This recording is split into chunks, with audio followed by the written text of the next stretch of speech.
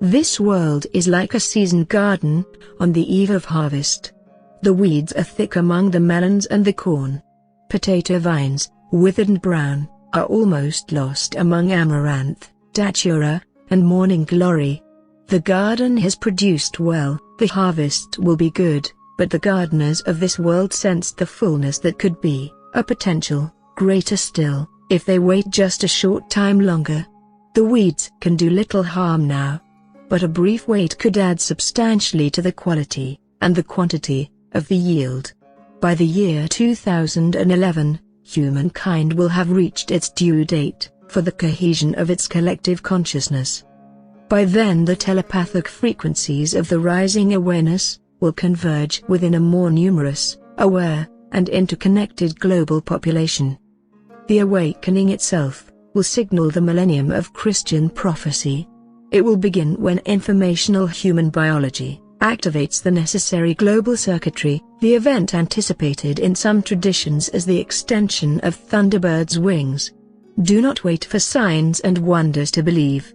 There are already portents before you, that would have turned many ancient traces back to God, portents they looked for, searched for, but could not see.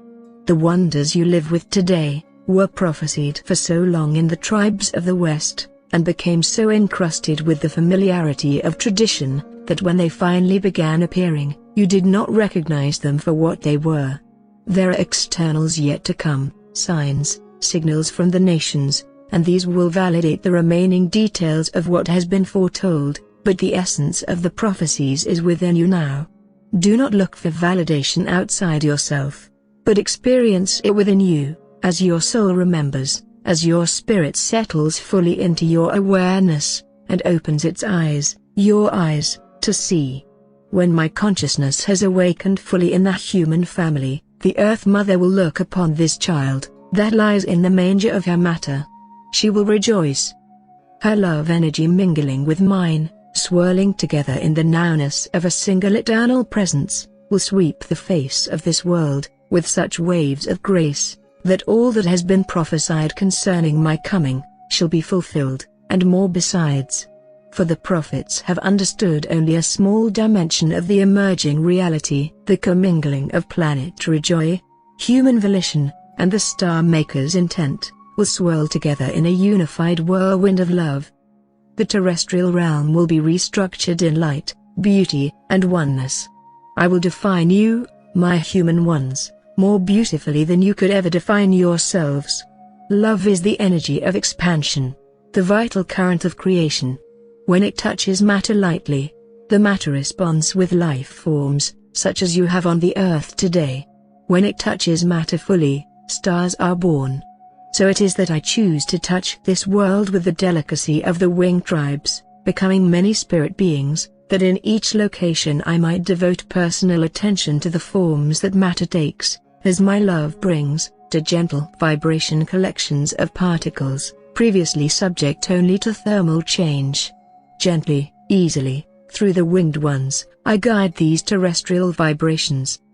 Gradually, life forms emerge, then proliferate. As little by little I release my love more fully, and ever more fully.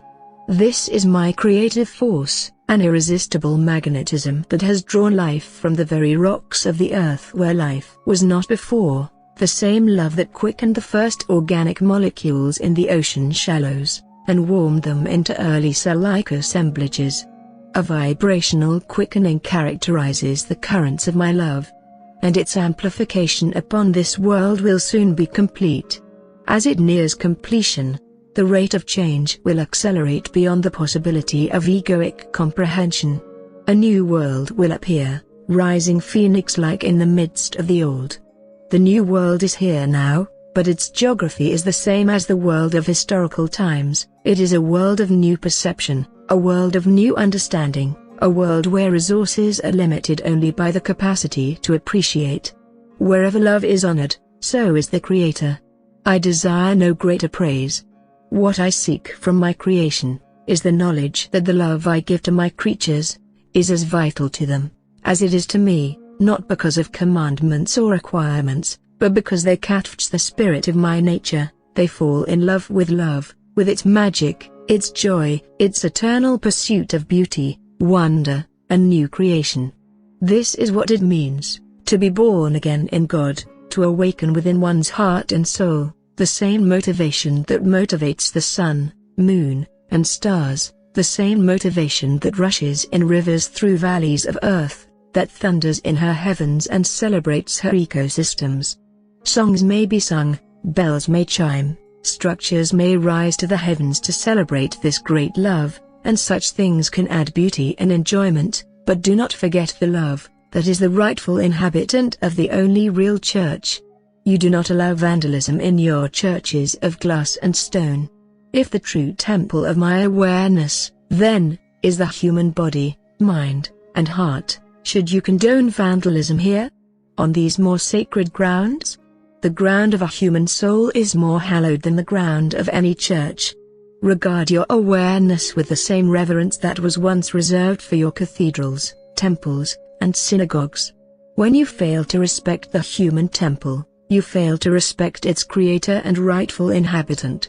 When you allow your field of consciousness to be a marketplace of desire, you are too distracted with the clamoring of thieves to sustain the gentle awareness, the eternal sensitivity that seeks always to live within you, and you cut yourself off from that which alone can satisfy your desire. Allow love free access to your heart and mind, for here the deepest communion between Creator and creation is designed, and destined, to occur. Long, I have animated this sphere, awaiting your readiness.